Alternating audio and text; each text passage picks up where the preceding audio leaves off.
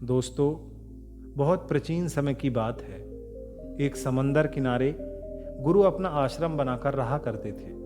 हजारों शिष्य उनके पास शिक्षा ग्रहण करने आते थे और उनके साथ ही रहते थे। गुरु का ज्ञान देने का तरीका बड़ा अनूठा था। शुरुआत में अपने शिष्यों को उपदेशों के माध्यम से ज्ञान देते थे। उसके बाद वो अपने शिष्यों को उस ज्ञान का अनुसरण करने के लिए कहते थे और फिर उसे व्यवहारिक जीवन में उतारने को कहते थे। एक दिन उस आश्रम में एक सम्राट अपने बेटे को लेकर पहुंचता है और गुरु से प्रार्थना करके कहता है कि गुरुवर, आप मेरे बेटे को अपने पास रखकर शिक्षा दें। आप उसे बाकी शिष्यों की तरह ही रखें और उसे साधारण तरीके से ज्ञान दें। उसे बिल्कुल ये नहीं लगना चाहिए कि वो एक सम्राट का बेटा है। बस आपसे ये विनती है कि आप उसे ज्ञान देने की कृपा करें। सम्राट की बात सुन गुरु कहते हैं कि ज्ञान इसी तरह ही दिया भी जाता है। यदि तुम स्वयं को दूसरों से बड़ा समझोगे तो कभी ज्ञान अर्जित नहीं कर पाओगे। यदि तुम्हें ज्ञान ग्रहण करना है तो स्वयं को दूसरों की भांति समान ही समझना होगा। यही ज्ञान ग्रहण करने का सबसे पहला नियम है और सबसे पहली सीढ़ी भी होती है। और आप निश्चिंत रहें, आज से तुम्हारा बेटा मेरी जिम्मेदारी है। इतना कहकर गुरु सम्राट के बेटे को लेकर समंदर किनारे टहलने निकल जाते हैं। आश्रम के सभी शिष्य सम्राट को देख रहे थे। सम्राट अपने बेटे को रथ पर बिठाकर लाया था, जिसे देख सभी शिष्य ये समझ गए थे कि यह नया शिष्य सम्राट का बेटा है, जिसके कारण सभी उनकी तरफ आकर्षित हो रहे थे। गुरु सम्राट के बेटे को लेकर समंदर के किनारे टहल रहे थे और तभी वो जोर से रोने लगता है, क्योंकि सम्राट का बेटा महज 12 वर्ष का था। उसके पिता उसे छोड़कर चले गए थे। वो बच्चा अभी कुछ भी समझ नहीं पा रहा था कि उसके पिता उसकी भलाई के लिए उसे छोड़कर गए हैं। ये देख गुरु कहते हैं कि बेटा, मैं तुम्हें चुप नहीं कराऊंगा कि आज बेशक मैं तुम्हारा आंसू पोंछ दूं, लेकिन कल फिर तुम स्वयं को अकेला पाओगे। जीवन में इंसान अकेला आता है और अकेला ही जाता है। जो व्यक्ति जितनी जल्दी इस बात को समझ ले, वो व्यक्ति उतनी जल्दी आत्मज्ञान के मार्ग पर निकल जाता है। गुरु आगे बोलते हैं कि जो व्यक्ति अकेले रहना सीख जाता है, खुद से प्रेम खुद ब खुद हो जाता है। और जो खुद से प्रेम करता है, वो किसी के जाने का अफसोस नहीं करता, क्योंकि तब वो सिर्फ खुद से प्रेम करता है। धीरे धीरे तुम उस माहौल में ढल जाओगे। शुरुआत में तुम्हें दिक्कत आ सकती है, लेकिन कुछ समय के बाद तुम इसे आत्मसात कर लोगे और फिर यही जगह तुम्हें अच्छी लगने लगेगी। तुम्हें यह महल जैसा ही प्रतीत होगा। संध्या हो चुकी थी। समंदर के दूसरी तरफ सूर्य अस्त होने वाला था और अपनी लालिमा पूरे आसमान में फैला रहा था। बड़ा मनोरम दृश्य था और गुरु शिष्य को लेकर आश्रम वापस लौट आते हैं। शिष्य को भी आश्रम आने के बाद कुछ सांत्वना मिलती है, क्योंकि गुरु की आंखों में शिष्य को भी एक अभूतपूर्व शांति दिख रही थी। और जब हम गुरु की आंखों में ऐसी शांति देख लेते हैं तो हमारे हृदय से सारा भार हट जाता है, मन एकदम निर्मल हो जाता है। और जब सम्राट का बेटा रात्रि में भोजन करने के लिए भोजन कक्ष में पहुंचा तो आश्रम के बाकी शिष्य उसके पास आते हैं, क्योंकि सभी ये जानते थे कि वो एक सम्राट का बेटा है और यदि हम उससे दोस्ती कर लेते हैं तो हमें आगे बहुत फायदा होगा। यही सोचकर आश्रम के बाकी बच्चों ने उसे घेर लिया। लेकिन कुछ बच्चे ऐसे थे जो अकेले रहने का महत्व समझते थे। वे दिखावे में यकीन नहीं करते थे। वो सम्राट के बेटे के पास जाने की वजह अपना पूरा ध्यान खाने पर लगा रहे थे और एकांत में बैठ भोजन कर रहे थे। कुछ समय बाद आश्रम के सभी शिष्यों के साथ सम्राट के बेटे की दोस्ती हो जाती है और वो उन सब के साथ घूमने लगता है। उन्हीं के साथ अपना ज़्यादा से ज़्यादा समय व्यतीत करता। आखिर सम्राट का बेटा जो था वो सुख सुविधाओं में पला बढ़ा था। आसपास बहुत से दास दासियां होते थे। इतने मित्रों को अपने पास इस तरह देख उसने वही दिनचर्या यहाँ पर भी अपना ली थी। गुरु ये सब बात जानते थे, लेकिन वो अलग तरह की शिक्षा देना चाहते थे। बच्चों को आप ज्ञान उपदेश देकर नहीं दे सकते, उन्हें साक्षात्कार करवाना पड़ता है।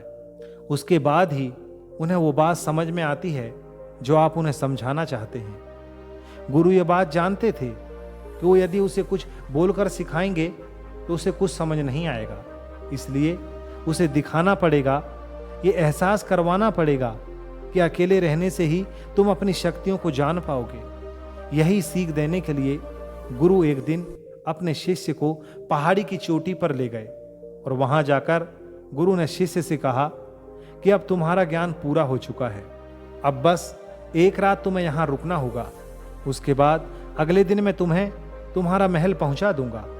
ये सुन वो बच्चा बहुत खुश हो गया कि अब वो यहां से राजमहल वापस चला जाएगा, फिर से उसके पास दास दासियां सभी भोग की वस्तुएं होंगी और मैं आराम से वहां पर रहूंगा। फिर उस शिष्य ने गुरु से पूछा कि गुरुजी, आप मुझे आज रात इस पहाड़ी में क्यों छोड़ रहे हैं? आखिर मुझे कौन सा आखिरी ज्ञान यहां से मिलेगा? तब गुरु ने मुस्कुराकर कहा कि यहां पर तुम्हें चट्टान के पीछे छिपकर बैठना होगा। यहां रोज रात में बाज आता है और तुम्हें उस बाज को ध्यान से देखना है, उसकी हर हलचल को बारीकी से देखना है, उसकी गतिविधि को देखना है, और अगले दिन तुम उस बाज की खूबियों को मुझे अगर बता पाए तो मैं तुम्हें तुम्हारे राजमहल वापस भेज दूंगा। सुबह होने से पहले एक बात का तुम्हें यहां और ध्यान देना है कि यहां हर प्रतिदिन एक चरवाहा आता है, तुम्हें उसकी भेड़ों की गतिविधि को भी ध्यान से देखना है। ध्यान रहे, रात में उस बाज की गतिविधियां और दिन में उन भेड़ों की गतिविधियां, तुम्हें इन दोनों की गतिविधियों को ध्यान से देखकर मुझे अगर तुम बता पाए तो तुम उस आश्रम से हमेशा के लिए चले जाओगे, तुम यहां से आजाद हो जाओगे, तुम्हारा ज्ञान पूरा हो जाएगा। मैं तुम्हारे पिता को कह दूंगा कि यह बच्चा आश्रम का सबसे ज्ञानी बच्चा है। इतना कह गुरु अपने आश्रम लौट आते हैं और वो बच्चा वहीं पर रुक जाता है। शिष्य उस चट्टान के पीछे खड़े होकर बाज के आने की प्रतीक्षा करने लगता है। काफी देर इंतजार के बाद बाज वहां पर अपने बच्चों के साथ आता है। शिष्य ध्यान से उसकी सारी गतिविधि को देखता है और अगले दिन जब चरवाहा अपने भेड़ों को लेकर वहां पर पहुंचता है तो वो वहां पर अभूतपूर्व दृश्य देखता है। उसने देखा कि वो बाज भेड़ के एक मेमने को पकड़कर आसमान में उड़ जाता है। उसने उस भेड़ के बच्चे का शिकार कर लिया था। ये सारा दृश्य देखकर वो आश्रम में अपने गुरु के पास पहुंचता है। इससे पहले गुरु उससे कुछ पूछते, गुरु को प्रणाम कर गुरु से कहता है कि गुरुदेव, आप आश्रम के सभी शिष्यों को यहां बुला लें। मैं आप सबको बताना चाहता हूं कि मैंने क्या देखा। जब आश्रम के सभी बच्चे वहां पहुंच जाते हैं तब सम्राट का बेटा सभी से कहता है कि मैंने आज तक बहुत से पक्षियों को देखा, लेकिन बाज उन सभी पक्षियों में से सबसे अद्भुत और सबसे अलग था। उदाहरण के लिए एक तोता जिसे हम सभी ने देखा है। तोता बोलता तो बहुत है लेकिन कभी ऊंचा नहीं उड़ पाता, लेकिन एक बाज जो हर समय शांत रहता है वो आकाश को भी छू सकता है। उसमें आकाश को भी छू लेने का सामर्थ्य होता है।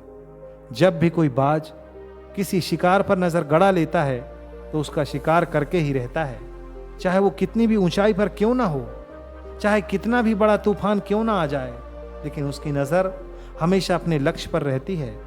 आज सुबह मैंने जिस बाज को देखा उसने हर भेड़ को अपना शिकार नहीं बनाया, बल्कि उन भेड़ों के झुंड में से उस मेमने को अपना शिकार बनाया।